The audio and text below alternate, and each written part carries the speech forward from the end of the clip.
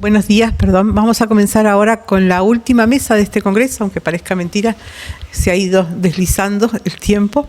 Esta mesa tiene que ver con identidades, representaciones y transposiciones de repertorios y géneros. Daniel Gómez, que ustedes tienen en el programa como primer disertante, ha comunicado que no estará aquí, así que vamos a comenzar con nuestra querida Zoila Gómez, que va a ocuparse de transferencias culturales en la era del jazz. Ragtime. Zoila Vega. Le cambié el nombre. Hay una Zoila Gómez. Transferencias culturales en la era del jazz. Ragtime Dance y tópicos andinos en las canciones cosmopolitas de Benigno León Farfán, músico arequipeño. Zoila Vega, te escuchamos. Muchísimas gracias. Muy buenos días con todos. Esta ponencia es apenas un avance. Estoy trabajando danzas del siglo XIX, pero me salí de siglo. Ustedes saben, a veces la historia no conoce límites. Y estoy muy interesada en precisamente cómo se ha desarrollado estas danzas en provincia, porque existen estudios de cómo incluso se han relacionado con la escena criolla, con los compositores limeños de la década del 10, del 20 y del 30, pero no he encontrado mucho sobre compositores provinciales.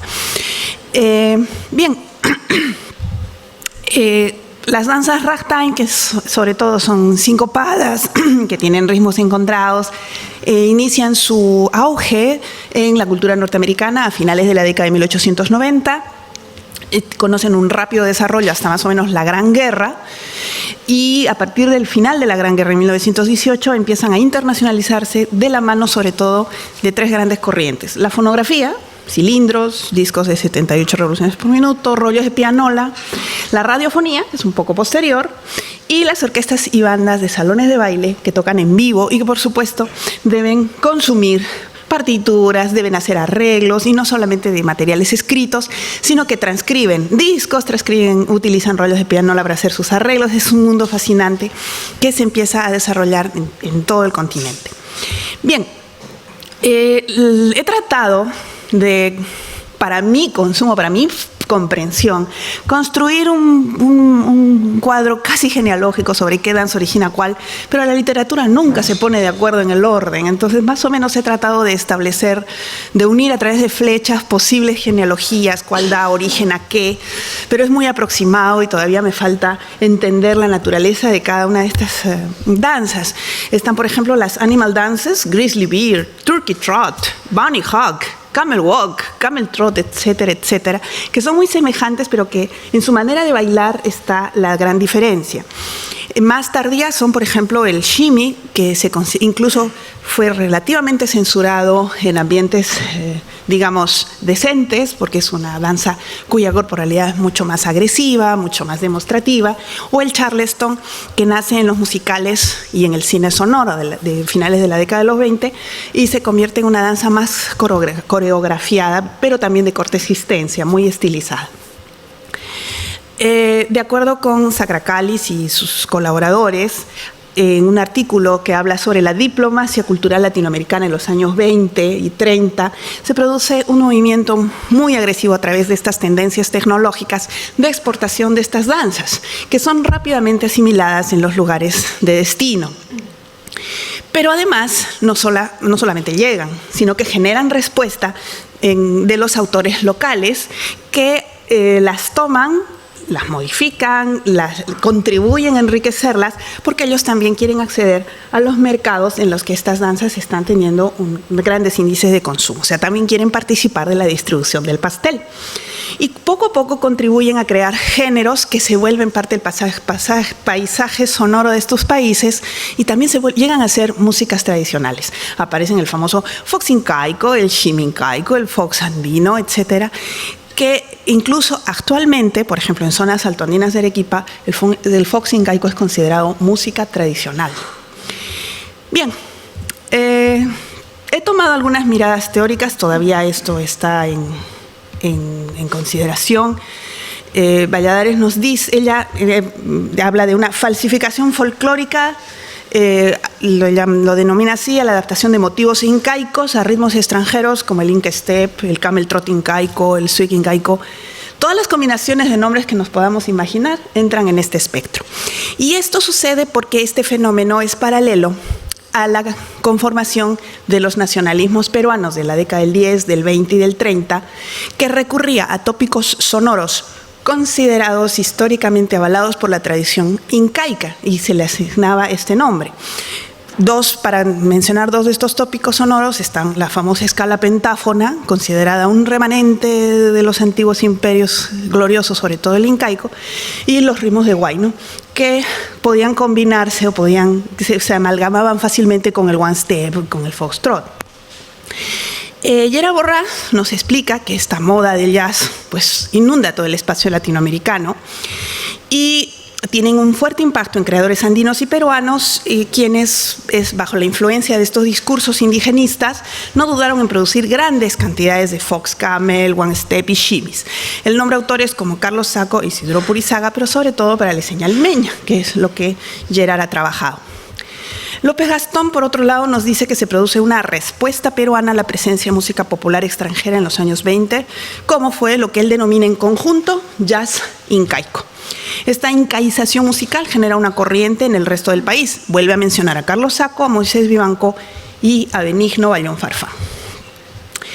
A mí me parece que podría servirme, todavía estoy en mi discusión teórica, la estoy elaborando, el concepto de Michel Espagne sobre transferencias culturales, que me dice que todo paso de un objeto cultural de un contexto a otro supone una transformación de su significado, una dinámica de resemantización que solo puede reconocerse plenamente teniendo en cuenta los vectores históricos de la transición.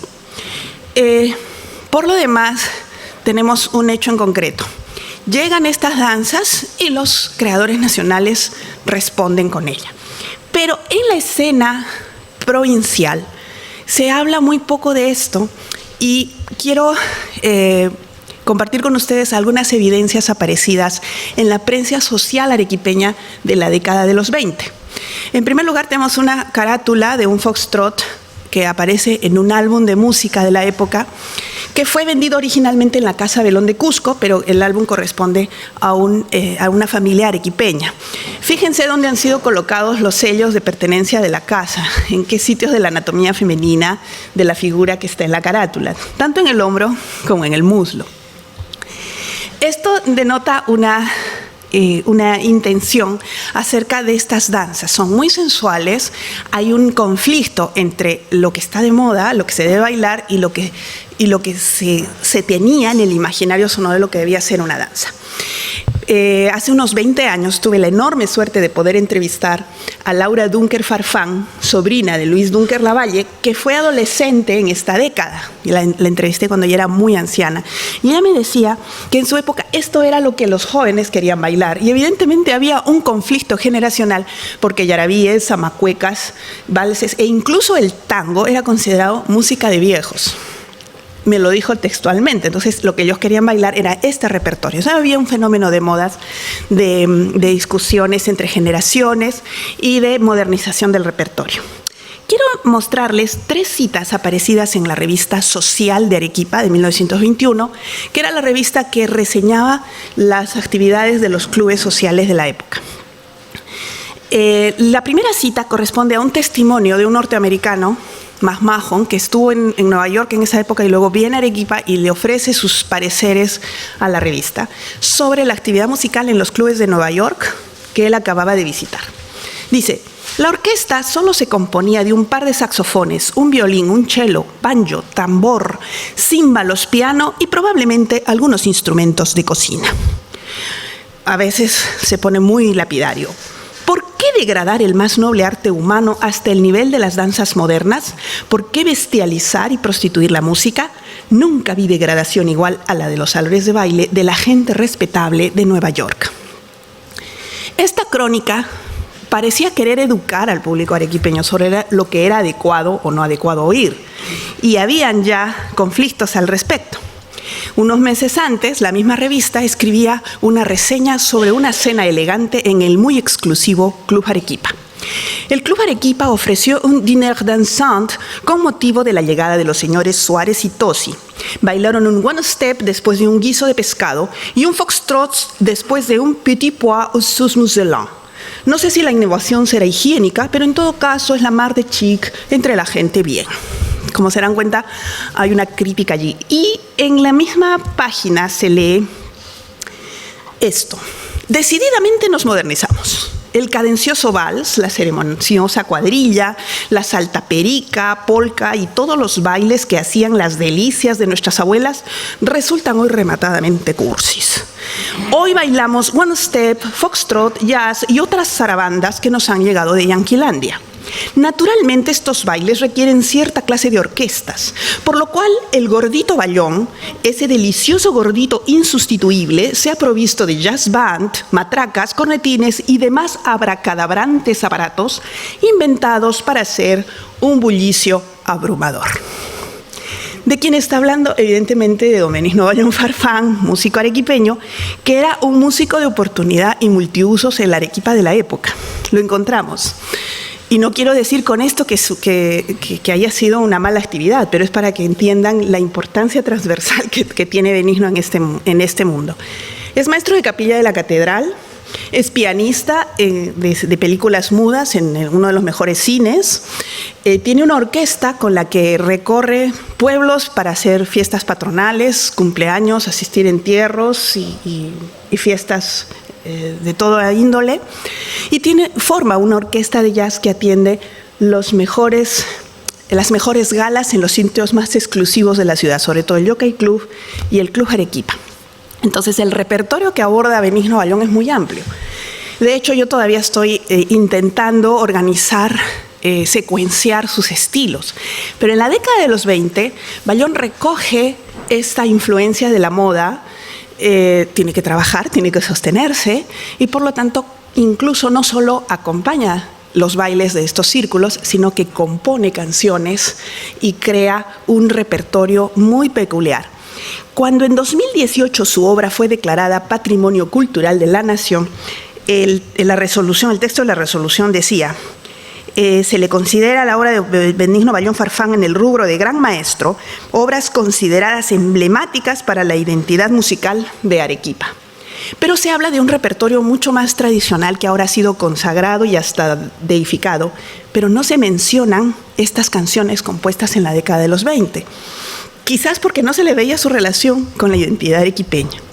En la lista que aparece aquí es un intento muy personal de intentar organizarlas cronológicamente, ya que en su mayoría no cuentan con fecha de edición, excepto la canción del indio, que sí fue grabada alrededor de 1926. Como ustedes podrán ver, hay diversos géneros mezclados: fox, one step, fox shimmy, hay una Arequipa jazz, la canción del indio, que es un foxtrot, Manco Cápac, que es un fox shimmy, e incluso Matilde, que es un one step canción dedicada a su tercera y última esposa. Estas canciones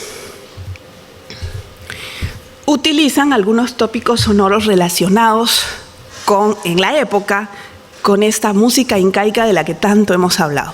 Utiliza escalas pentáfonas, sobre todo en el quinto modo, utiliza ritmos de one step combinados con ciertos patrones rítmicos de huayno, aunque eso todavía lo tengo en proceso. Utiliza en algunas canciones la escala menor, que yo llamo con alteraciones efímeras, que se escuchan tanto en el yarabí como el huayno de Cusco, de acuerdo con José Farro El Pineda.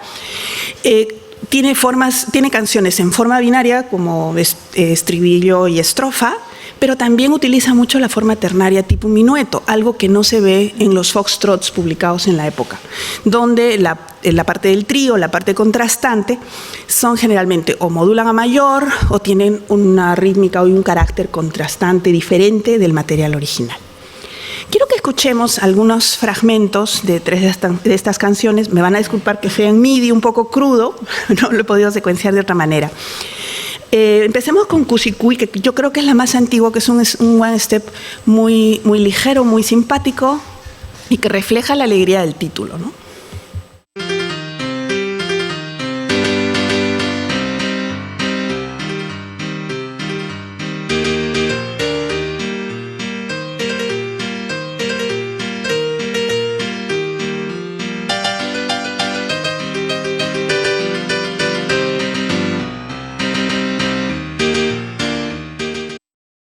Ahora, algunas de estas canciones fueron publicadas y otras se mantienen estrictamente dentro del legado familiar. Sobreviven como copias manuscritas, incluso transcripciones que hizo su propia nieta. Las que sí fueron publicadas fueron, por ejemplo, Cusicuy, Manco Cápac y La canción del indio. Vamos a escuchar Arequipa Jazz, que es muy particular porque utiliza un recurso melódico interesante. La escala pentáfona va moviéndose por los grados del acorde de do menor. Entonces es como una transposición del centro tonal de la escala.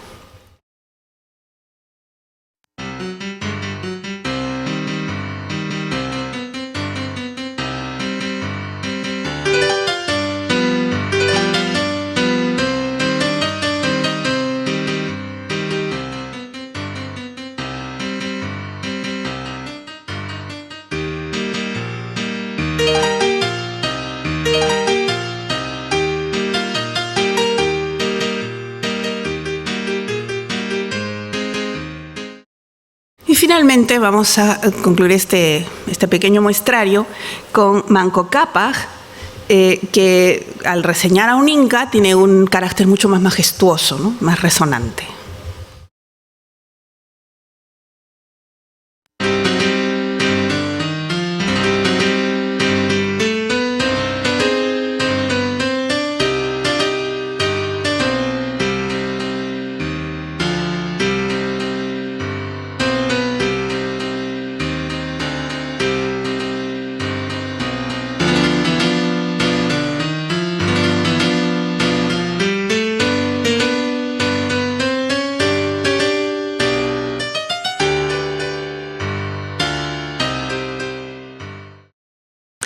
Y bueno, eso forma parte de un trabajo que yo, además de sobre danzas, de buscar las aristas ocultas de este compositor, que es muy escuchado, pero solo en una parte de su catálogo, sin alcanzar a explicarnos qué significan estas, no sé si decir anomalías, pero sí singularidades dentro de su producción.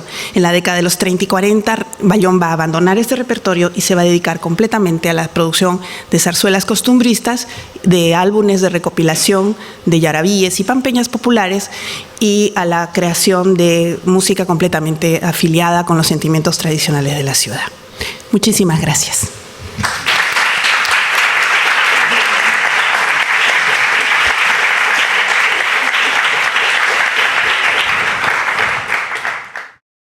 Seguimos ahora con Darwin Marín Barbarón, que se va a ocupar de la práctica musical del siku, estrategias sociales para la continuidad musical aymara entre los años 60 y 90 del siglo XX en la ciudad de Arequipa.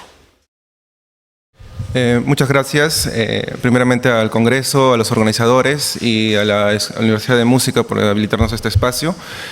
Yo voy a empezar, yo voy a exponer lo que es un trabajo de investigación que vengo trabajando hace casi un año, que titula La práctica musical del siku, estrategias sociales para la continuidad musical entre los años 60 y 90 del siglo XX en la ciudad de Arequipa. Bueno, comenzaré relatando un poco lo que es el planteamiento del problema. Arequipa alberga poblaciones culturales contrastantes. El proceso migratorio del campo a la ciudad y la globalización mundial transforman día a día el rostro de la ciudad.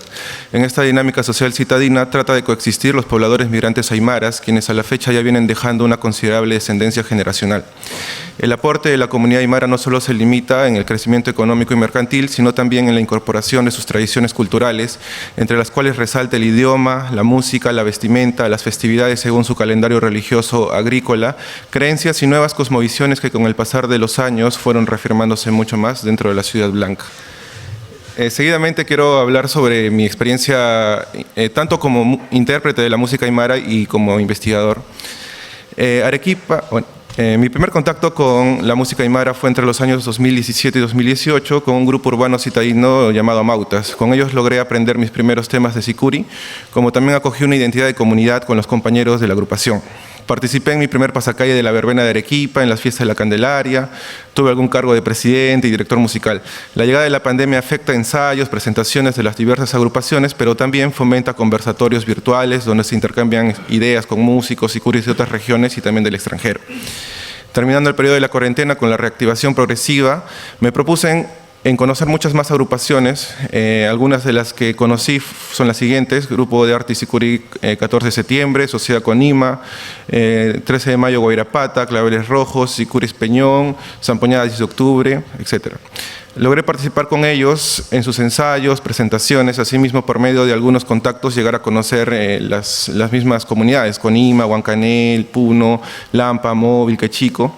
Ganarme la aceptación y la confianza de los maestros sicuris fue todo un reto, ya que yo no hablo aymara, menos nací en alguna región de Puno. Lo único que pude tomar a mi favor fue aprender su lenguaje musical y comunicarme con ellos mediante el trenzado de los hocicos. Fue este cúmulo de experiencias lo que me llevó a reflexionar sobre la falta de estudios que abordan el fenómeno del sicuri urbano, migrante, en la ciudad de Arequipa, tanto desde las ciencias sociales, las humanidades y la musicología. Algunas antecedentes o bibliografías a las que se puede consultar para tener un enfoque un poco más amplio son Sánchez Guaringa con su tesis de sicuris metropolitanos, Tomás Turino, Alejándose del silencio, donde hace un trabajo etnográfico tanto en zonas rurales de Conima como la migración citadina en la ciudad de Lima. Belenguer, que también trabaja con los sicuris de Taquile, y Valencia Chacón, ¿no?, con su estudio sobre el sicuri bipolar. Dentro de los antecedentes locales tenemos también algunos textos como Discursos, Estrategias de los grupos de sicuri femeninos, donde se estudia el grupo femenino Huarmi Sicuri Saucasisa, que es escrito por la antropóloga Verónica García y la musicóloga Zoila Vega. El estudio de casos, Agrupación Sicuri Los Amautas, Práctica e Identidad Cultural, escrito por el antropólogo Son Zavala, y Influencia de Sicuri en el proceso de identidad, escrito por el psicólogo Ciro Cornejo. Si hacemos una línea del tiempo de la producción académica, podemos ver que desde el 2018-2019 en adelante hay una tendencia a escribir sobre sicuri en un contexto contemporáneo, pero se está dejando atrás el contexto migrante del 60, del 80, del 90. Es por ello que mi investigación justifica que para conocer o entender las tendencias de sicuria contemporáneas tenemos que también conocer las que primeramente llegaron a Arequipa, ¿no? Algunas actividades que se desarrollan en Arequipa son concursos de sicuris organizados por los residentes moeños, las asociaciones de Puno. Ayer en la verbena de Arequipa también han salido varios sicuris. También hay cacharpayas de carnavales, donde no solo se toca sicuris, sino también se toca pinquillos, tarcas, pitos, etc. Bueno, a continuación, las fuentes que voy a usar en esta investigación son orales y documentales. En orales uso las entrevistas semiestructuradas y documentales, afiches, revistas y fotografías. En un inicio pensé que solo iba a conseguir entrevistas orales o fuentes orales, pero mediante la investigación fueron saliendo afiches, fotografías y revistas que las vamos a ver a continuación. El primer conjunto de sicuri que comencé a estudiar y bueno, tuve una entrevista con el maestro Alcides Catacora, el pintor, fue fundado en 1979. Se trata de un conjunto fundado inicialmente en Lima con el objetivo de practicar y preservar las tradiciones puneñas. Este grupo es estrechamente vinculado al activismo político e ideológico de orientación marxista. Se estableció en Arequipa en 1979. Su labor fue especialmente relevante en el desarrollo del evento Tupac Hatari, un encuentro que reunía a los sicuris de la ciudad de Arequipa. En las fotografías podemos ver, creo que el pasacalle del Corso de Arequipa. También tenemos una revista que la sacan en 1983, donde también aparece citado Arequipa, ¿no? Arequipa, AJP realizó exitosamente el primer encuentro Tupac Hatari en diciembre.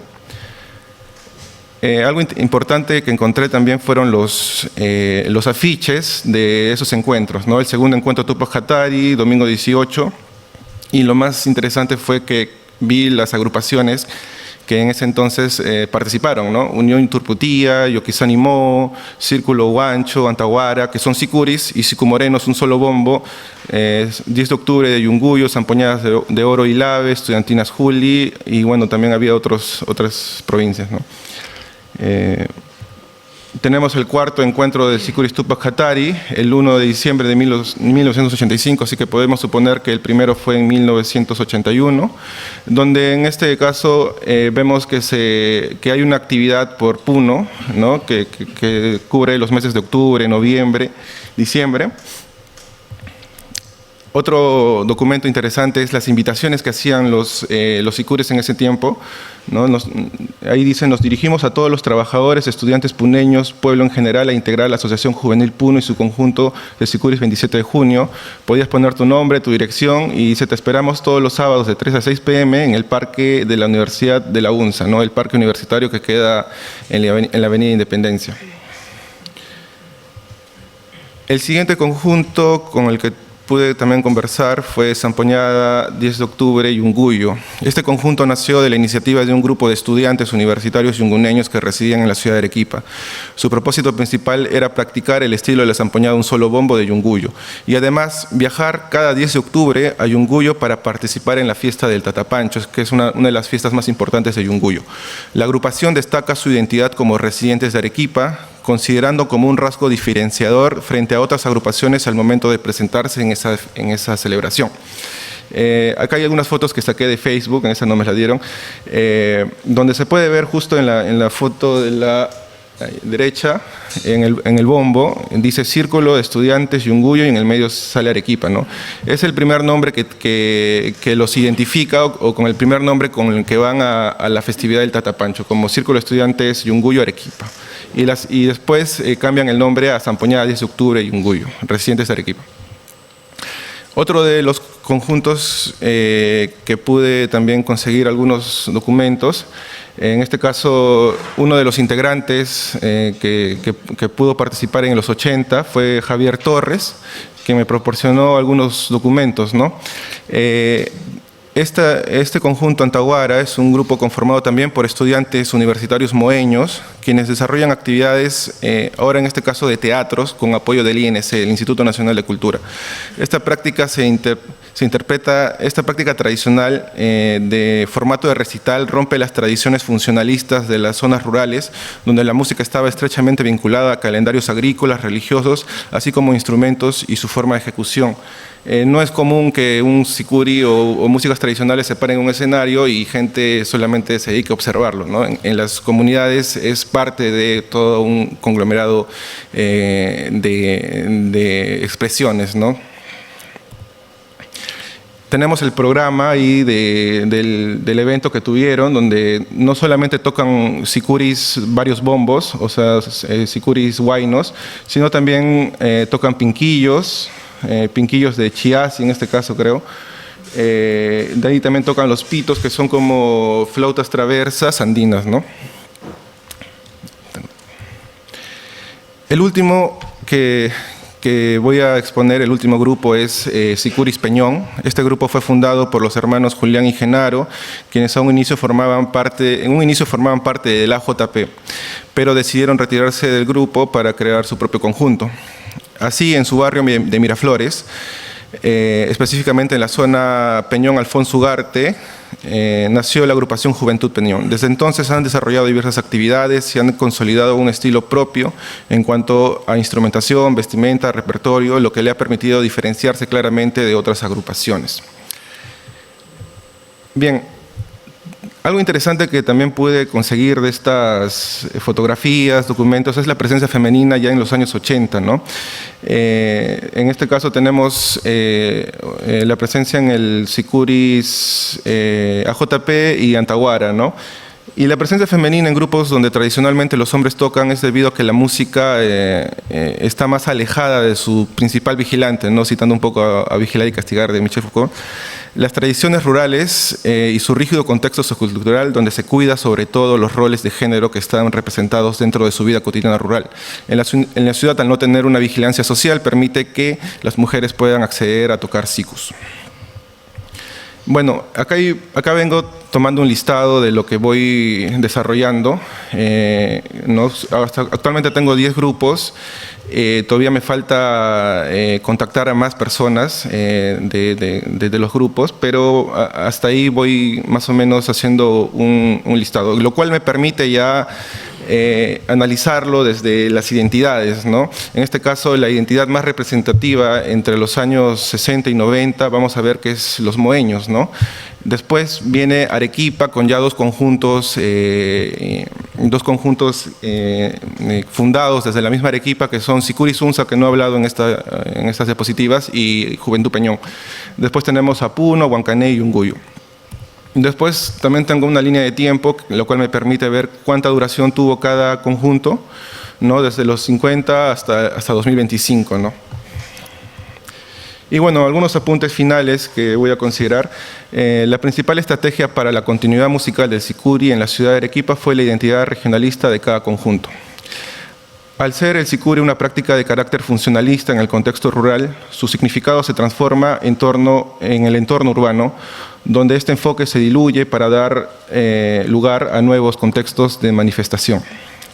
El parentesco, que es lo que no he hablado, pero también es importante decirlo, el parentesco familiar tuvo un importante rol dentro de los grupos de Sicuri, pero este vínculo parental, no era suficiente como para lograr la continuidad del conjunto, ya que muchos de los integrantes llegaban a desvincularse del grupo por diferentes motivos, ya sea trabajo, familia, estudios.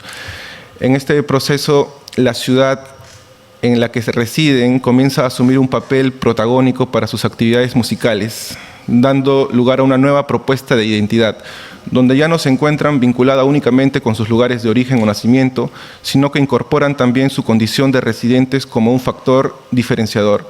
Por lo tanto, se configura una identidad renovada que integra tanto a Puno como a Arequipa como partes esenciales de su práctica musical. Muchas gracias.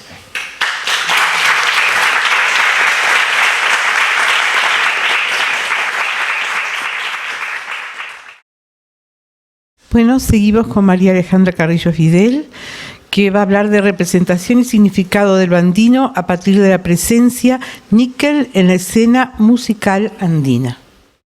Gracias. Quiero empezar agradeciendo a José Sano Takahashi porque me ayudó con las traducciones de unas canciones en japonés que encontré de casualidad. Definitivamente esta investigación, he llevado este tema de casualidad. Estaba revisando mucha música de Flor Pucarina y Pastorita Guaracina, que son como las mujeres a las que estoy investigando, y obviamente salté a Princesita Yungay, y esto me trajo una presencia inusual de lo Nikkei dentro del mundo andino, por lo que de casualidad se ha abierto una línea de investigación nueva en mi espectro, pero perdonarán si no tengo todas las respuestas al final. Entonces, cuando encontré la presencia Nikkei dentro del espacio andino, surgieron en mí dos preguntas. ¿Cómo se define esta presencia y cómo define los significados que componen la escena musical andina? ¿Y cómo afectan y conviven estos cantantes dentro de la misma? Para esto hice uso de mis conocimientos lingüísticos para plantear una nueva propuesta de acercarnos a la escena musical andina. Creo que es importante tener en cuenta que el huayno es tal vez uno de los emblemas más importantes de la escena musical andina y urbana, así que propongo que lo veamos como un signo. Debemos entender entonces, bajo las reglas de la lingüística, que el signo está compuesto de un significante y un significado. Hoy nos vamos a centrar en la idea del significado, que es el concepto clave, y para lo que sirve es encontrar los contenidos que va a acumular el signo. En este punto estaba haciendo el PPT y me pregunté, ok, sabemos que el signo no es estático, entonces, ¿de dónde voy a empezar a acumular este conocimiento? Y volví a Arguedas, que ha estado mencionado ampliamente en este congreso. En esta cita, como ven, solo voy a leer una parte. Él menciona: el huayno es como la huella clara y minuciosa de que el pueblo mestizo ha sido dejado en el camino que el pueblo mestizo ha ido dejando en el camino de la salvación y de creación que ha seguido. Y después lanza algunas suertes de características y que representa dolor, alegría, la terrible lucha. Parece entonces que el significado del huayno se traduce de manera constante entre este tipo de conceptos: lucha, tristeza, alegría. En el huayno para Arguedas, entonces, habita lo que Mendívil señala como una huella. En este sentido, la carga de huella nos remite a la conexión entre el pasado y la ausencia. Y esta ausencia es la claridad que trata o busca relacionarlo con un pasado glorioso al cual realmente no hemos tenido acceso y que entonces termina siendo un anhelo o una simple aspiración. En este punto, quiero que todos recordemos que el significado siempre es arbitrario al signo. Entonces, vamos a construir nuevos significados. El concepto que tomé fue el de huella. Ok, ¿qué pasa si no solo lo veo como tristeza, alegría, sino como una huella? Y nuevamente volví a Arguedas. Y nos damos cuenta entonces que la carga simbólica de la huella también puede tener relación con otros textos, que es el escrito, donde describe al huayno como la coexistencia del castellano y el quechua, estableciendo una tensión.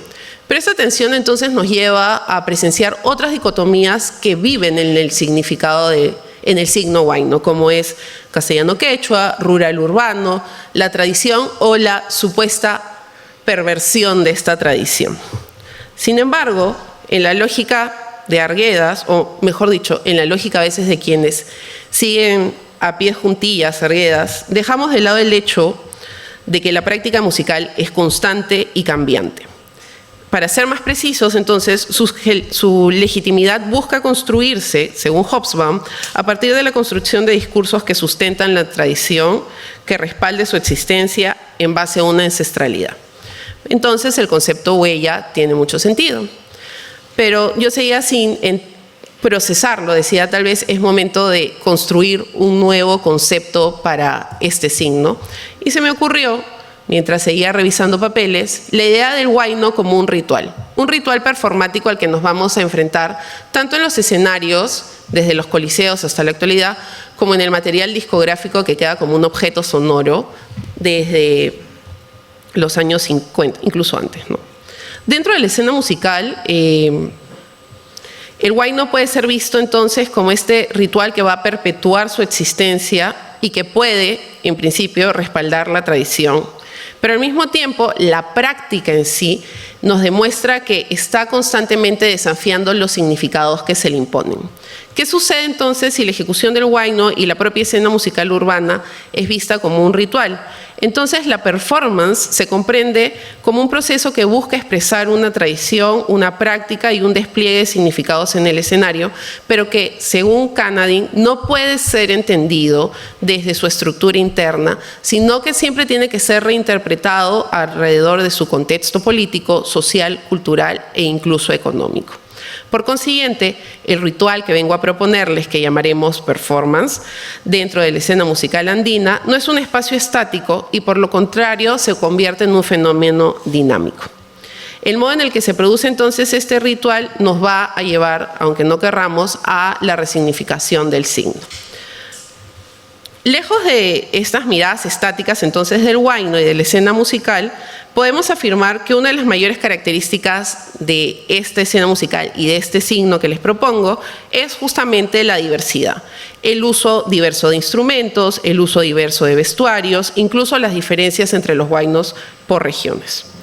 Además, la práctica en la escena musical a partir de los 40 en adelante se ha enfrentado a procesos de modernidad que la han cambiado. El uso de las tecnologías nos permitió los coliseos, nos permitió las grabaciones, el pase a la radio y ahora las tenemos al alcance de la mano en el Spotify. En este sentido, y no quiero que se entienda como una idea romántica, no es un espacio, creo yo, de disputa, sino de integración. Ahorita voy a explicarles por qué. Dentro de esta explicación, de repente me encontré, como les dije, con la presencia Nikkei. Y no quiero hablar de una presencia solo corporal, sino de la inclusión del japonés dentro del espacio andino. Y esto fue lo que más me llamó la atención. Sí creo que es importante conocer un poco qué sucede. Dentro de la amalgama del mestizaje empieza un proceso el 28 de febrero de 1899 en el puerto de Yokohama, donde zarpa el Sakura Maru con 790 ciudadanos japoneses. 30 días después llegan al puerto del Callao y a partir de esa fecha llegan 82 grupos de migrantes entre hombres, mujeres y niños. hasta 1923, año en que acaba el contrato de migración, llegaron 18.727 japoneses al Perú. Ellos vinieron como una fuerza de trabajo que se instauró en zonas como Caudevilla, La Estrella, Puente Piedra, Palpa, en Lima, pero también en zonas como La Libertad, Lambayeque y el sur de Lima. Obviamente no han sido ajenos a la música y, por ejemplo, tenemos el caso de Juan Maquino Tori, que nace en Jauja en 1921, que es la persona que aparecía en la foto inicial de mi presentación.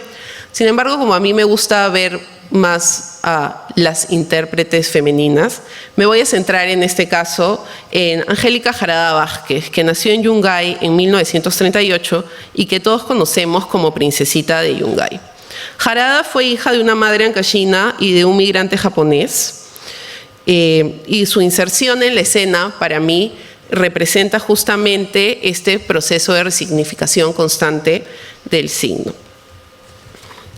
Ahí tenemos uno de sus discos, pero el que llamó mi atención fue el siguiente. En 1975, Princesita de Yungay saca el disco Princesita de Yungay y su conjunto Sol Naciente del Perú con la disquera del Virrey. En este disco va a emprender, creo yo, no podría decir si se lo propuso o no, nuevos significados dentro de la escena musical andina. Hay dos temas, Hitori Bochi y Ikite Ikeru Towa, que son los que llamaron mi atención. El primero es un huayno que sale como compositores Angélica Jarada y Baltasar Segarra, y la traducción es más o menos solo o solitario. El segundo es, digamos, podríamos llamarlo un cover de la Contamanina, pero cuando he tratado de buscar la traducción o empezar a trabajar en la traducción, no tiene nada que ver con el tema original de la canción en castellano. Y lo más curioso, sin duda alguna, son los rasgos que encontró la persona que está empezando a ayudarme con la traducción, que me indicó, por ejemplo, que no es un japonés fluido, lo que nos puede llevar a que tal vez no lo hablaba al momento de la grabación, sino que lo aprendió al momento de emprender esta empresa discográfica. Pero al mismo tiempo el contenido me pareció peculiar porque no se aleja de los tópicos que habían en los huaynos, en los discos de la época. Hay muchas referencias a la naturaleza, la primera Hitori Bochi es sobre amor, siempre hay esta idea del amor romántico, el amor cortés, donde hay un amante que se va y una amada que sufre. Entonces me pareció curioso que se hubiera en los tópicos del huayno, pero que decidiera hacerlos en japonés. La aparición o la necesidad tal vez de incluir estos temas nos demuestra que la práctica musical constituye un espacio más complejo y menos hegemónico de lo que a veces nos quieren hacer creer. Lo que plantea entonces, digamos, la práctica académica en algunos casos o la interpretación de lo que se ha escrito, para mí se deshace con este tipo de eventos sonoros.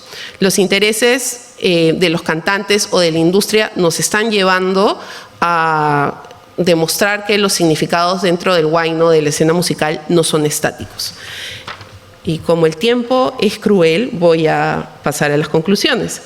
El material discográfico deja la idea de huella como carga emocional para establecerse como un proceso de mestizaje que prevalece en la presencia plena de un significado cambiante. No se trata de una sola vía de mestizaje, sino que evidencia complejidades alejándonos de las ideas dicotómicas de las que les hablé antes. Ya no solo estamos confrontados a quechua, castellano, urbano, rural, sino que empieza a complejizarse mucho más. Por otro lado, el ritual, a partir de la performance musical, cobra un giro donde la ausencia no es lo que prevalece, sino que dentro de la elasticidad de la que nos habla Hobsbawm y Canadian, incluye la complejidad del proceso de mestizaje peruano. Los Nikkeis andinos, entonces, se hacen un espacio para ampliar este ritual y su significado. Por lo tanto, la modificación de que corresponde a las prácticas sociales, abre paso a nuevas representaciones que se ven plasmadas en objetos musicales como en el que les acabo de presentar.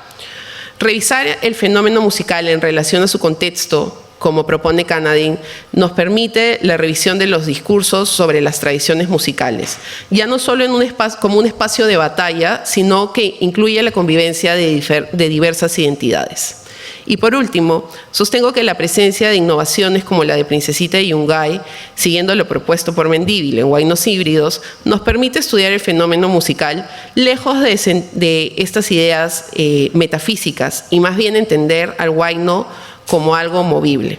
Esta innovación permite evidenciar las experiencias acumuladas dentro de las prácticas sociales de la escena musical. Gracias.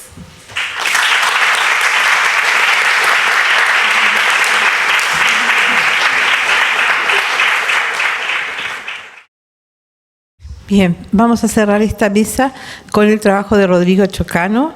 Los negros peruanos no son como los de otras partes.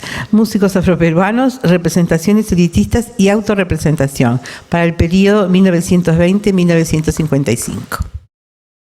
Muchas gracias, Marita. Muchas gracias a la Universidad Nacional de Música y a ASPEMUS por la invitación y muchas gracias a todos ustedes por prestarme atención.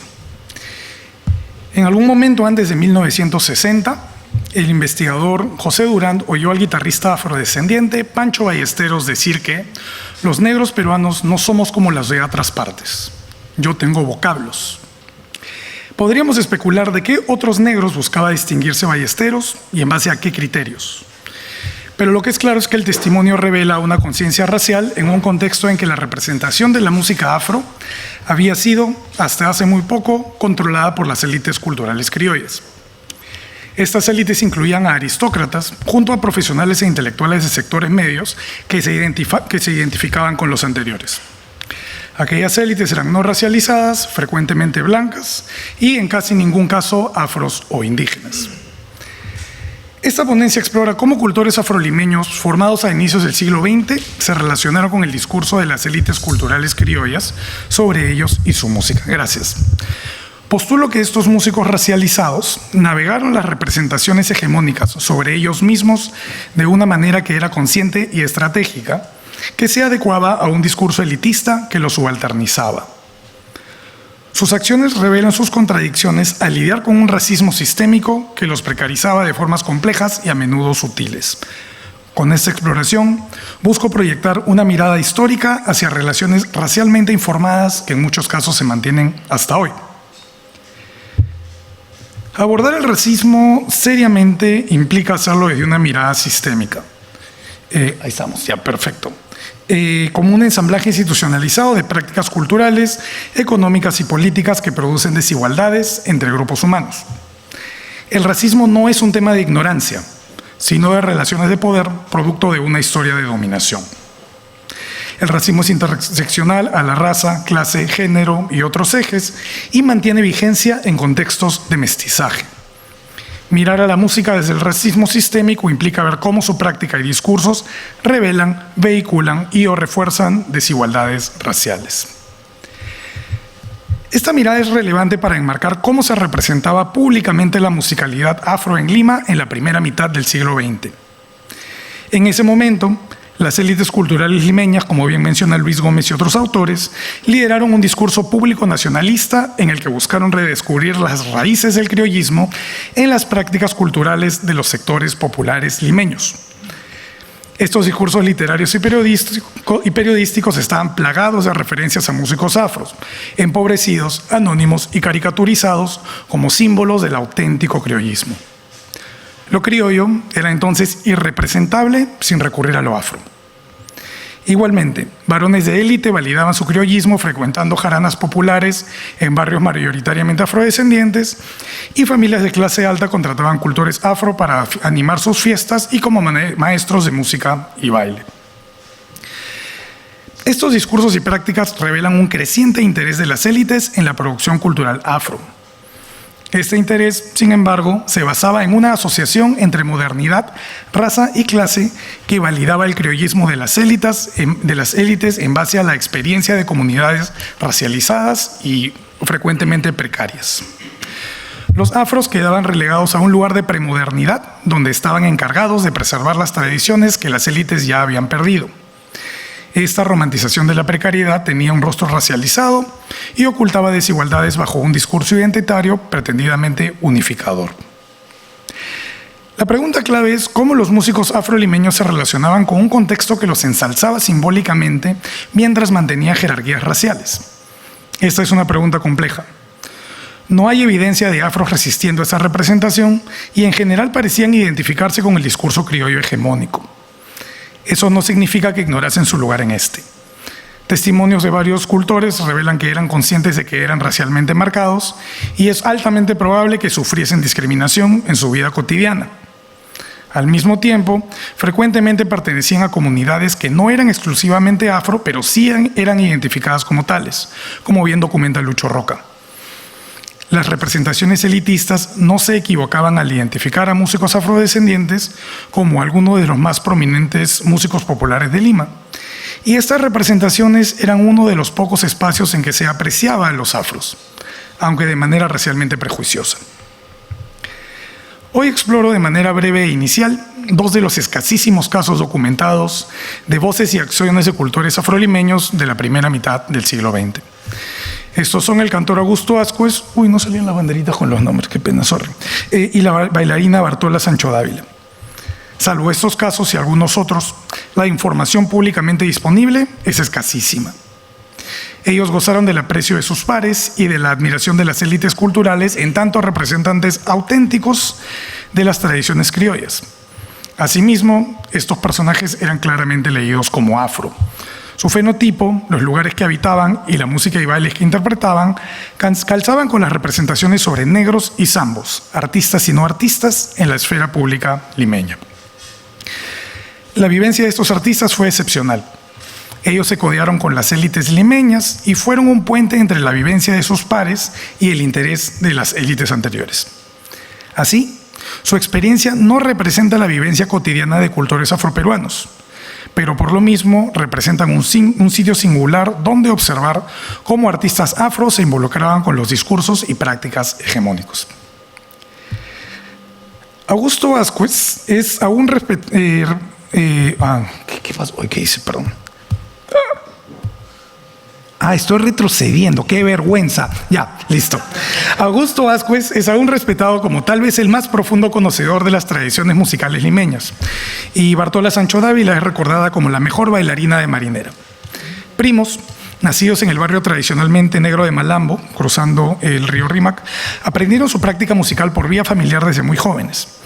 Desde muy temprano tuvieron también relación con bohemios aristócratas, quienes iban a sus barrios a contratarlos para tocar en fiestas de clase alta, usualmente pagándole más de lo que percibían como albañiles o trabajadores domésticos.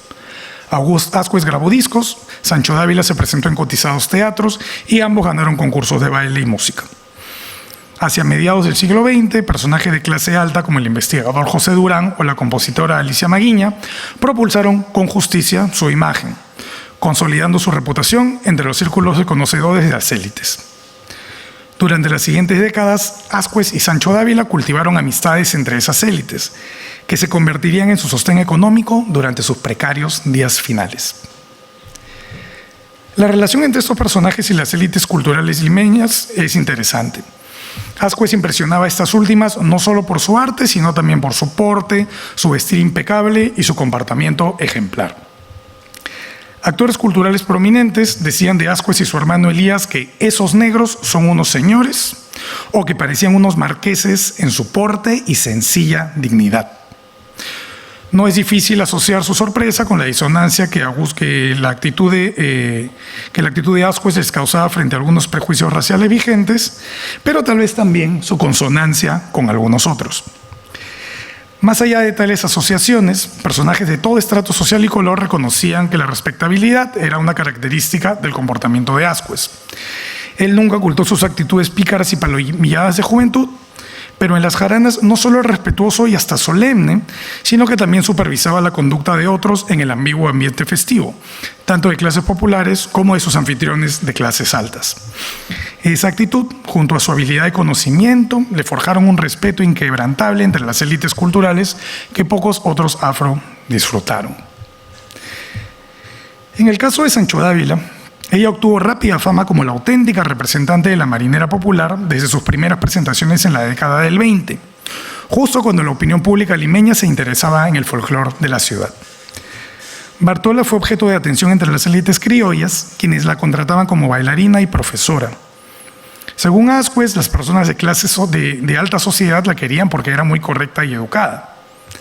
Sin embargo, las crónicas de la época más bien la recuerdan como una mujer pícara, portadora de la chispa criolla popular, que gastaba bromas a autoridades y a mecenas de clase alta, principalmente varones. Muchas de estas bromas tenían que ver con ella identificándose como la novia de presidentes o aristócratas o rechazando a hombres de clase alta que la cortejaban en broma. En esta relación se conjugaban 3 estereotipos usuales sobre mujeres negras en Lima: el de la bailarina racialmente dotada para el baile, el de la ambivalente samba lisa y ladina de los callejones de Lima, y el de la mujer afrosexualizada. Bartola conjugaba estos estereotipos con las políticas de respetabilidad que se asociaban a la solemnidad de su arte tradicional. Las relaciones entre Ascuez y Sancho Dávila y las élites culturales eran ambiguas. Las élites apreciaban a estos músicos, de quienes se nutrían del auténtico criollismo, y esto es importante, y frente a quienes validaban sus habilidades artísticas. Estas relaciones eran leídas desde ambos lados como sincera amistad. Sin embargo, su componente transaccional era claro para los músicos populares. Cuando Ascuez hablaba sobre personajes como el doctor Pancho Graña o el dramaturgo Fernando El Cojo Soria, destaca principalmente su rol en financiar jaranas, contratar músicos y respaldar económicamente a cultores necesitados. Igualmente, Sancho Dávila recordaba con cariño los pagos que recibió para bailar frente a presidentes como Pierola o Leguía.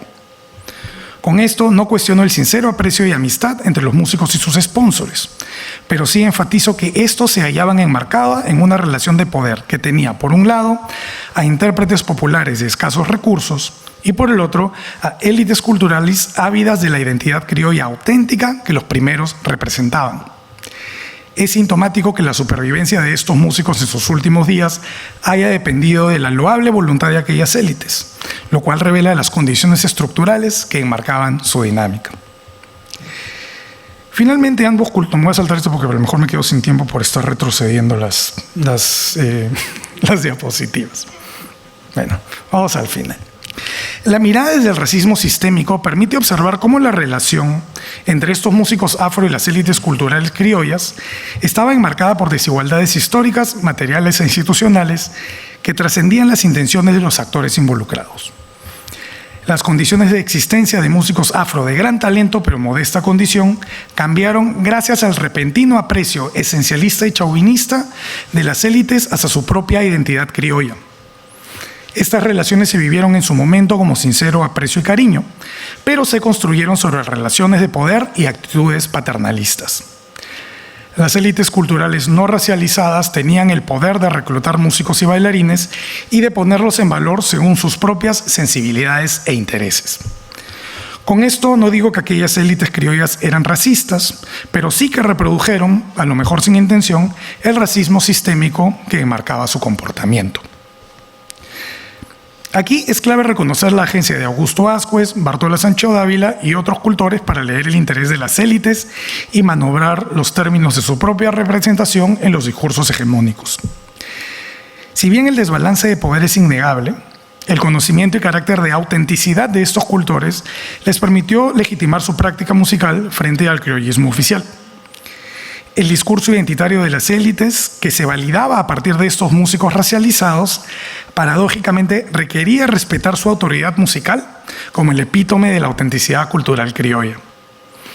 Esta agencia, sin embargo, implicó ceder a prejuicios raciales, de género, de clase y otros.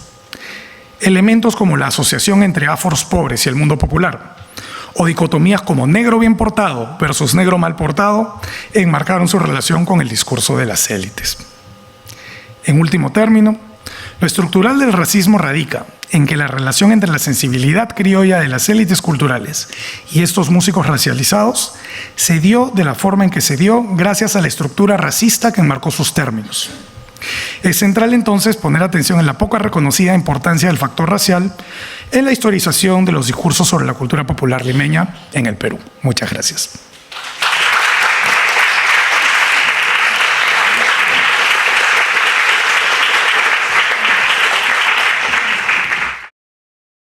Muy bien, en cuanto tengamos pronto un micrófono. ¿Preguntas o comentarios? Gracias. Gracias. Gracias. Bueno, quería felicitar a los ponentes y me voy a referir estrictamente a dos comunicaciones, la de Zoila y la de Rodrigo, que, bueno, en fin, uno toca investigaciones anteriores y otro un componente curricular, una disciplina que lecciona, que es historia del jazz. Zoila, sobre el ragtime,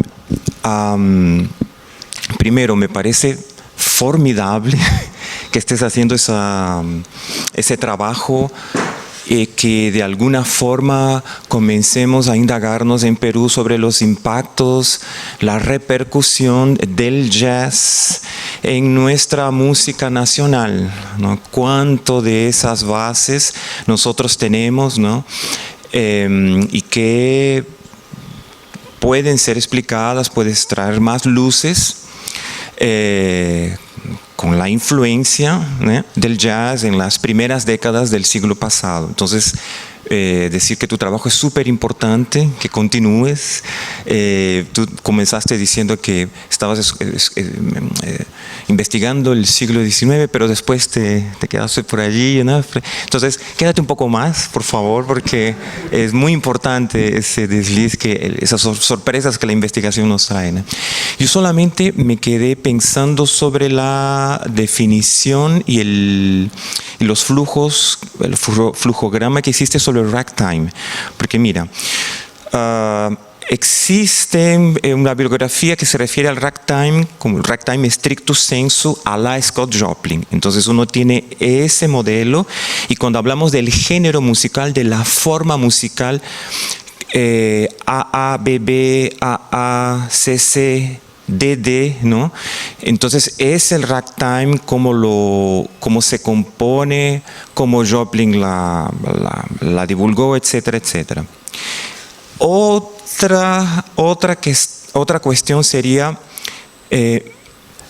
bailes y melodías ragueadas. Entonces ahí ya entramos en una era en la que, por un lado, tenemos el ragtime súper bien definido, y después a lo lejos tenemos el jazz, con el swing principalmente, el gran precursor, y todo ese pre-jazz en el que entra el ragtime stricto sensu y one step, two step, shine y todo eso, el cakewalk, que me parece una zona un poco indefinida, ¿no? Indefinida, difusa, pero así me parece.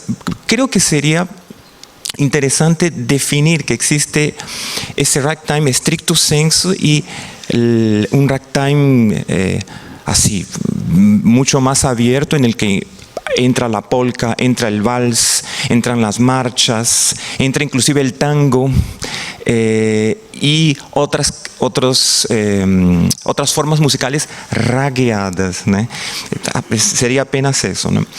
Y Rodrigo, la verdad es que lo mío también es un poco una pregunta. No sé si, por lo menos es una impresión que tengo aquí. Cuando el punto principal de tu discusión tiene que ver sobre la racialización, y las fuentes que utilizaste, por lo que mostraste aquí, por lo menos puede ser que tengas otras, porque es una cuestión de elección para uno presentarlo, utilizaste caricaturas de publicaciones periódicas, ¿verdad?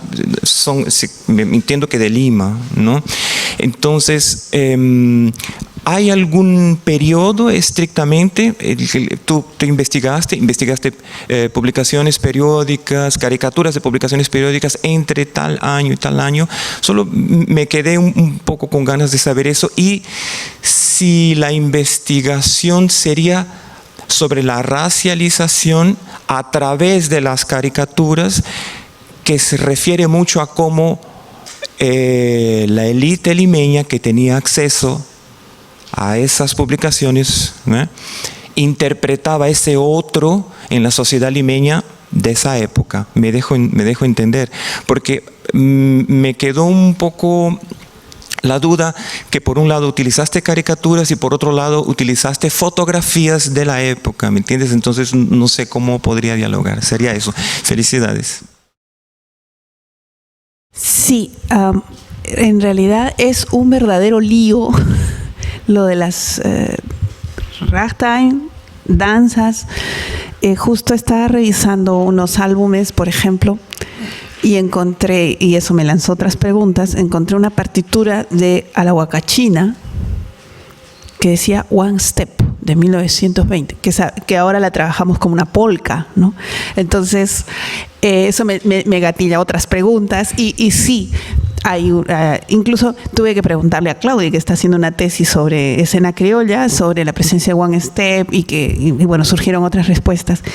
Todavía no puedo ofrecer un panorama muy claro. Recién me estoy metiendo intentando entender estas clasificaciones porque también tengo que entender por qué es Arequipa Jazz o Yashimi o One Step o Foxtrot, porque parece no estar muy claro para los mismos compositores peruanos las diferencias entre distintas danzas. Suelen repetir los acompañamientos o suelen haber sutiles diferencias en los movimientos armónicos. Esa parte todavía me falta aclararla, pero muchísimas gracias. Muchísimas gracias.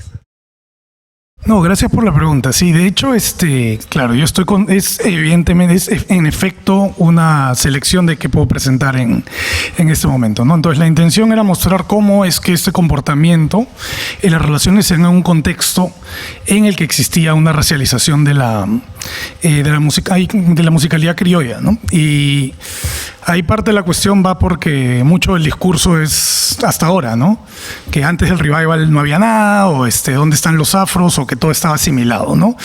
Y yo lo que estoy tratando de plantear, incluso y claro, la primera vez que lo planteé fue en el congreso que tuvimos en 2022, era que ese sí era precisamente solo de estas representaciones, ¿no? Como que a la hora de hablar del criollismo se hablaba de afrodescendencia y claro, somos todos unidos, es todo esto junto, pero salen imágenes, páginas de páginas de páginas de páginas de periódicos hablando sobre afrodescendencia, también haciendo distinciones de cómo somos diferentes los afrodescendientes de Perú frente a las imágenes que nos llegan del jazz, pero es una formación además bien paternalista de esta afrodescendencia, ¿no? Y cuando miro a los medios, yo lo miro como esta forma de entrar a la esfera pública para poder entrar como dialogar con gente con la que ya no podemos hablar, ¿no?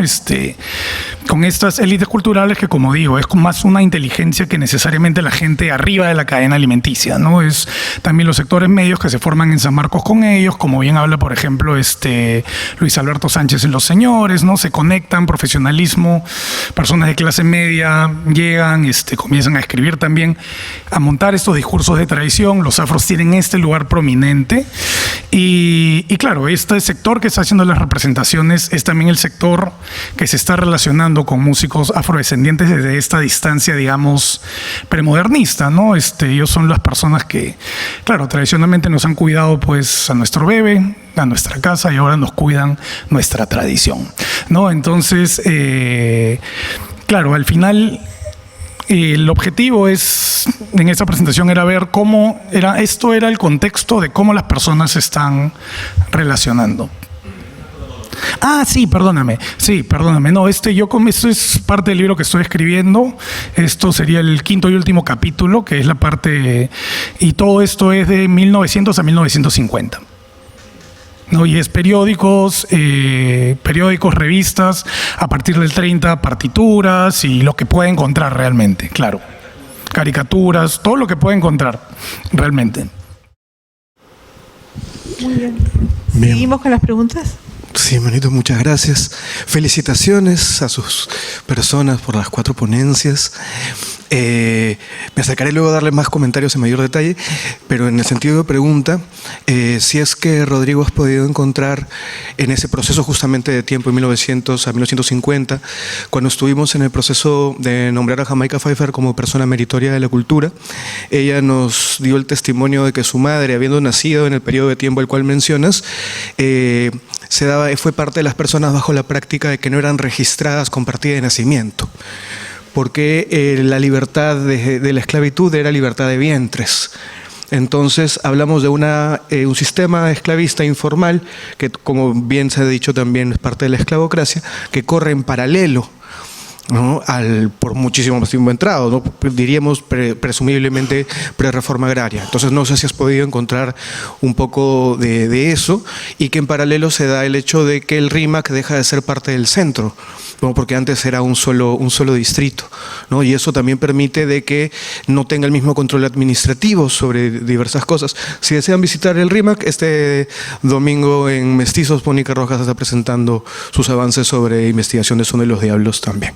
Esa pregunta, ¿no? Sobre el factor de la esclavitud clandestina en el periodo de tiempo justo que realizas, y en el caso de ambas personas dedicadas a Arequipa, sobre el hecho de haber podido esta dimensión identitaria, dado que hablamos también de la autenticidad, en particular Darwin, cuán importante, o pues, si nos pudieras contar, sobre todo a quienes no conocen esa tensión tan potente que hay en Arequipa acerca de la migración andina, si bien Arequipa técnicamente también lo es, ¿no? Entonces, ¿qué implica tocar sicuri en Arequipa en momentos en donde la semana pasada están expulsando a las personas que practican danzas en espacio público para que no participen del corso de aniversario de la ciudad, ¿no? Entonces, creo que es un aspecto también importante en el proceso. Si pudieras comentarnos al respecto, ya por tiempo, ya a Zoila le comento otra cosa después. No, gracias. La verdad que no me he metido mucho con ese aspecto. Yo siento que hay gente que lo ha hecho mucho mejor que yo. Y yo he metido en este hueco, ¿no? Que hay sobre representaciones en esa época, ¿no? Y es interesante porque, claro, lo que está pasando, lo que yo estoy hablando es a nivel de representaciones. Porque a nivel de lo que está pasando, o sea, la claridad sobre lo que es lo afrodescendiente es absolutamente difusa, ¿no? ¿Qué es lo afro?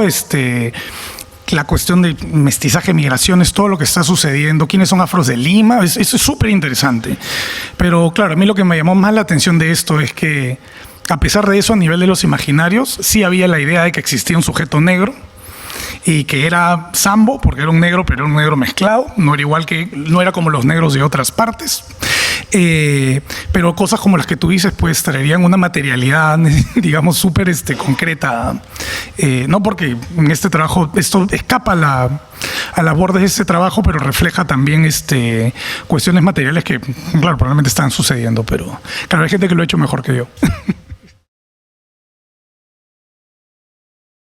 Bien, muchas gracias por tu pregunta. Es súper complicada porque, bueno, tiene muchas aristas. Primeramente, las personas migrantes en sí, la migración ya de por sí es un acto de querer prosperar, ¿no? De querer mejorar su calidad de vida, su estatus de vida. Y las personas migrantes de Puno han migrado por encontrar mejores trabajos, por sustentar a su familia, por estudiar. Y eso viene a colación de que ellos también practiquen sus tradiciones musicales. Las prácticas musicales aymaras, no solamente aymaras, quechuas también de Puno, son prácticas que se hacen en sí con las colonias mismas de los migrantes y ellos lo hacen por la necesidad de seguir continuando su tradición. Esto ya choca un poco cuando las tradiciones musicales o las tradiciones aymaras, puneñas, comienzan a representarse en festividades oficiales de Arequipa, ¿no? En este caso el 14, el 15 de agosto, que según entiendo yo cuando entrevisté a los sicuris, ellos desde el inicio que se fundaron comenzaron a salir el 14 de agosto, el 15 de agosto en el corso, pero lo hacían más que todo por una necesidad de tocar, ¿no? De estar en la fiesta, tal vez, ¿no? De estar en la fiesta, de encontrarse con sus amigos, encontrarse con sus paisanos. En ese tiempo era un poco más organizado también. Actualmente ya no se desarrolla de la misma forma. Ahora, hay un choque también con políticas públicas, con municipalidades, espacios públicos, de quién puede tocar qué música, quién no puede tocar qué música. Eso es bastante... yo hasta fecha tampoco lo entiendo, ¿no? ¿Quién tiene la cabida para decirte qué puedes hacer o no? ¿O quién tiene la cabida para decirte cuál es tu identidad, ¿no? ¿Cuál es la identidad arequipeña en la que nosotros sentimos, ¿no? Y bueno, creo que se está juntando bastante, como le dije en mi conclusión, la identidad puneña y arequipeña, porque ellos ayer la Asociación de Puno mandó un comunicado donde que todas las congregaciones folclóricas de morenadas, luces, sicuris no deben salir en el pasacalle del 14 porque nos están denigrando y todo eso, pero eso fue una lavada de manos porque iba a haber una sanción para la Asociación de Puno. Pero igual salieron ayer, y lamentablemente cerraron la plaza, ¿sí? Eso es, no sé, para los que no sepan, cerraron la plaza con vallas y nadie entró, ni los mismos arequipeños ni los mismos puneños. Pero sí, se está mezclando la tradición, las tradiciones se mezclan, ¿no? Entonces la expresión de Puno también se mezcla con la tradición arequipeña. Ellos quieren festejar un día de Arequipa, pero a su forma de ser.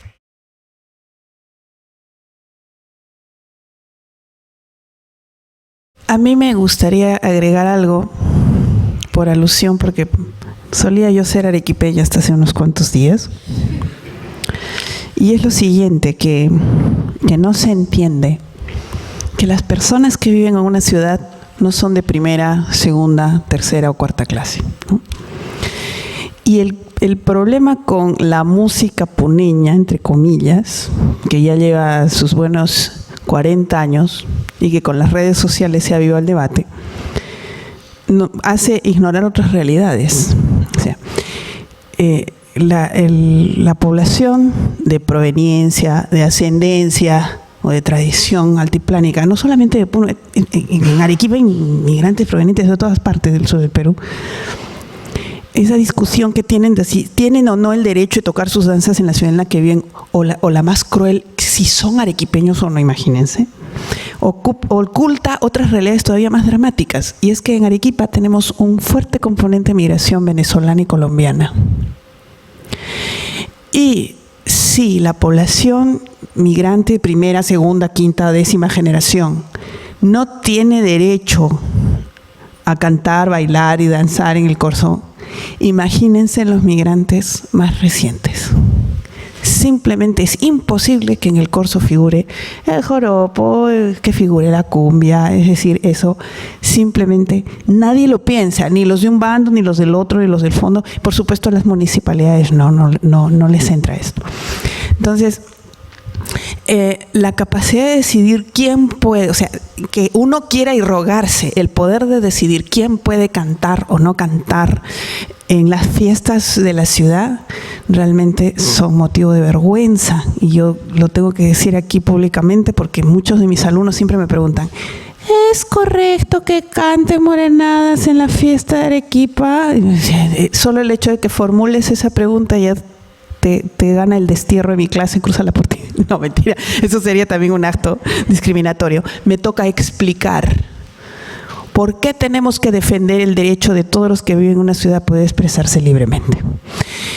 Y cierro esto, y sé que se está transmitiendo en vivo, vamos a tener que cambiar de ciudad usted y yo, porque no vamos a poder regresar.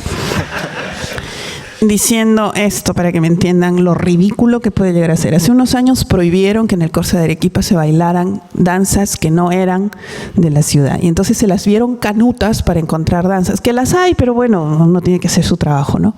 Entonces se bailaron 3 cosas: el Carnaval de Arequipa, la Venita y el montonero arequipeño durante 5 horas de corso. Y el carnaval es un huayno, es una pampeña. La venita es otra pampeña que tiene origen altoandino. Y montonero arequipeño es una marinera que la compuso un puneño, Jorge Huerza. Como ustedes comprenderán, ese día yo prendí el televisor y me moría de risa. Y también me moría de la vergüenza por el enorme ridículo. Entonces, en lugar de contribuir a la riqueza, a la diversidad y al diálogo, lo que hacemos es empobrecer en nombre de localismos y nacionalismos mal entendidos. Mea culpa o nostra culpa de la que nosotros somos inocentes víctimas. Gracias. Gracias, Olga. Creo que mientras estábamos acá en el Congreso nos estábamos perdiendo un trabajo de campo. Vamos a acelerar un poquito las preguntas por el tiempo. ¿Laura? Sí, tengo 4 preguntas, pero voy a ser breve. Una para cada uno, perdón. Rodrigo, Quería preguntarte dos cositas cortas. Una, ¿en qué momento lo criollo incluye lo afro? Porque desde Chile lo criollo no es blanco, ¿no? O español. Y más específicamente me preguntaba por la relación entre los estereotipos estadounidenses, ¿no? Jim Crow o el dandy, y los estereotipos propios tal vez que hay en Lima, y específicamente mencionaste como 3 estereotipos de la mujer negra limeña. Bueno, si podías un poco ahondar en aquello. Para Zoila, tengo mis dudas de si todos estos nombres, ¿no? Two-step, One Step, Ragtime, bla, bla, bla, bla, cada uno de ellos son equivalentes en términos de género. Lo que quiero decir es que tal vez hay algunos que llegan a sistematizarse como géneros, como el Ragtime, y otros que simplemente, comillas, son nombres de la industria para... Entonces, pondría como una interrogación acerca de si es posible pensarlos como danzas equivalentes. Y quería preguntarte si en esta primera revisión, así como identificaste elementos andinos, también hay algunos elementos musicales como gringos que estén, si los podrías comentar un poco. Y a Darwin, perdón. Gracias por tu presentación. Quería preguntarte por lo político. Hablaste de una de las agrupaciones, si mal no recuerdo, la del año 70, que tenían una posición política como anticonservadora o algo así, marxista. Si podías un poco ahondar en aquello. Y para María Alejandra, perdón, sí, es que aprendí mucho en la mesa. Si es que además del idioma, ¿hay algo más japonés que haya estado ahí como en esa integración? Gracias, perdón. No, gracias. Yo te voy a tratar de hacerlo, estoy pensando cómo hacerlo rápido. Primero, lo afro en lo criollo, yo creo que he estado siempre, ¿no? Pero no reconocido, y eso es precisamente el trabajo que estoy tratando de hacer, ¿no? Como se habla de que antes del Renacimiento no había nada, pero uno cuando ve, por eso las caricaturas de la época y los comentarios de la época son tan interesantes, porque hay escasísima documentación empírica, pero hay un montón de caricaturas donde todos los músicos o la mitad de los músicos son negros. Y esta idea de musicalidad afrodescendiente es algo que viene incluso antes de también revival en 1900 de la identidad criolla, ¿no? Ya desde 1850, 40 ya hay una representación de musicalidad afrodescendiente como parte del mundo popular, ¿no? Entonces hay esta intersección de raza y clase que está caracterizando esto, ¿no? Que es el mundo popular es irrepresentable sin negros, pero sin embargo a la hora de construir la identidad pues se invisibiliza el aporte, ¿no? Y eso es, te agradezco la pregunta porque eso es precisamente lo que quiero revisar, ¿no? Y la segunda, lo del jazz, tiene que ver con eso también porque al principio entran pues algunos de estos discursos, la mami o de estos con blackface. En Lima hay una tradición de blackface también larga, un poco de minstrel, pero lo que uno encuentra a partir del 19, del 20 que comienza a llegar el jazz, yo pensé que lo que iba a encontrar era que iba a haber mucha transposición, y lo que tú encuentras más bien es una oposición, ¿no? Es mucho el discurso criollo era: nuestros negros no son como los negros salvajes de Estados Unidos que han sido segregados. Nuestros negros son decentes, bailan danzas decentes criollas, no se sienten diferentes porque casi que el discurso es: nosotros los hemos civilizado. Entonces, esta relación esclavista, este racismo que se da no a través de la segregación, sino a través del amor paternalista. Yo estoy planteando en el libro que es estructurar la identidad criolla, ¿no? Y bueno, también está siendo grabado, a mí también me chancarán en Lima, así que nos podemos cambiar de ciudad. Darwin y yo estamos pensando en pedir asilo aquí porque... Laura, ¿te puedo pasar mis apuntes? Porque traté de definir qué o foxtrot. Sobre todo me fijé en los nombres usados en este caso por el compositor y empecé a tomar nota de las características de cada danza, que una cosa es estilo y otra cosa es géneros. Y nadie se ponía de acuerdo en todo lo que leí. Es un lío, realmente es un verdadero lío. Incluso el tango era conocido como one step en algunas fuentes, ¿no? Y ya les he explicado cómo la polka originalmente parecía ser un one step, y luego aparece el two step, y luego el four step, y el hesitation vals de 5/4, y el trot, y el shimmy y todo. Entonces, según la teoría, la literatura teórica, sí parece haber diferencia. Pero entonces yo quise saber esto cómo sonaba y cuáles son las diferencias, y ahí me empezó otro problema, porque me remití a grabaciones de la época y también me remití a videos de reconstrucción dancística que abundan ahora en internet, porque sienten movimientos de revival y de cómo se bailaba el shimmy. Y fue un lío peor porque se me terminó de hacer sopa la cabeza. Y estoy en ese proceso de entender las diferencias.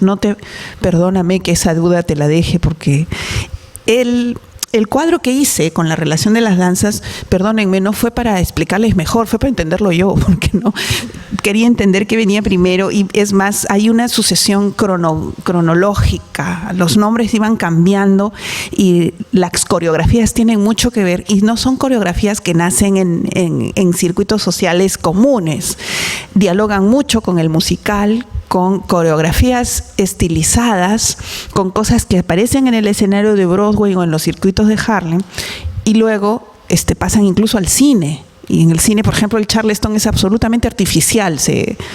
Pero Ballón Farfán hace eso, se llama Charleston, yo le voy a poner Charleston a mi trabajo. Entonces, todavía estoy en ese proceso, está cociendo el huevo, te aviso, porque todavía no está muy claro. Y sí, estoy todavía revisando, porque necesito identificar estos gestos sonoros de los originales para ver por qué Ballón le dice a una cosa jazz, a otra foxtrot, ahora a otra fox andino.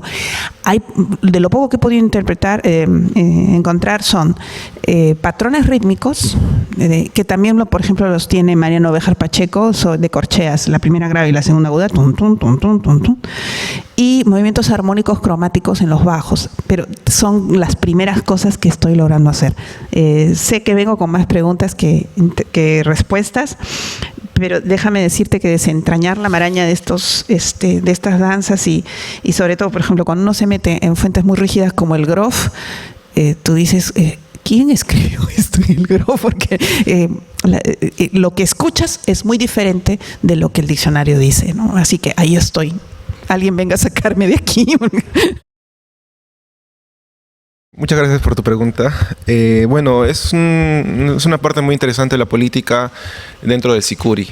Si bien inicialmente los Sicuris vienen de Puno, de comunidades como Conima, Mo, Huancané, que en su contexto inicial no tiene nada que ver con políticas ni marxistas ni socialistas, el hecho de la migración hace que estas prácticas se vean influenciadas más que todo por las universidades. Esto también lo aborda bastante Sánchez Guaringa en sus Sicuris metropolitanos, a que los mismos universitarios que también residían tal vez en Puno también adopten políticas socialistas, marxistas, ¿no? Esto también afecta a Arequipa, sí afecta bastante, sobre todo a Sicurizunza, que desaparece desaparece por la persecución política en ese entonces. Varios Sicuris han terminado presos en esas épocas. Conjuntos como el AJP se divide en el 90, creo, no estoy muy seguro, pero tuvo una división enorme y creo que se dio en Arequipa por el CIES Catacora. Y entre conjuntos mismos había una riña, ¿no? Cuando se divide la JP, recuerdo una anécdota que me dice Alcides, en una Candelaria, cuando estaban tocando los dos conjuntos, se encuentran y una batalla campal, ¿no? Entonces, sí, afectó bastante, pero más que todo por el fenómeno migratorio y más que todo las universidades. Bueno, realmente yo recién estoy entrando como al mundo de Princesita de Yungay. La suerte que tengo es que de esta trilogía que a mí me interesa seguir investigando es la única que sigue viva, entonces de hecho ya estoy ahí viendo cómo conseguir una entrevista o algo así. Princesita de Yungay, ¿ya murió? Sí, ya. No sabía. Sigue viva, claro, pero eso decía, me confundes, por favor, Julio. No la trilogía, solo Princesita de Yungay. Entonces, creo que esa es una ventaja. Pero, digamos, no conozco tanto, no he visto tampoco tanto de su performance, sobre todo en ese periodo entre 50 y 70, que es lo que me interesa. Pero sí he visto varias, a raíz de que encontré estos dos temas, vi entrevistas de ella actuales, donde ella sí refiere a que había muchos comentarios, por ejemplo, no sé, a la hora de las grabaciones, en los conciertos, sobre la chinita, ¿no? o ay, los japonesitos, ¿no? Cosas así. Pero son menciones. Yo sé que ahora está muy ligada a la comunidad Nikkei acá. Incluso me parece que en la Asociación Peruano-Japonesa hace 2 años, 1 año, le hicieron todo un homenaje, o sea, fotografías y todo. Pero revisando rápidamente por ejemplo, sus discos, no hay mayor referencia, ¿no? Ni, digamos, estética, por ejemplo.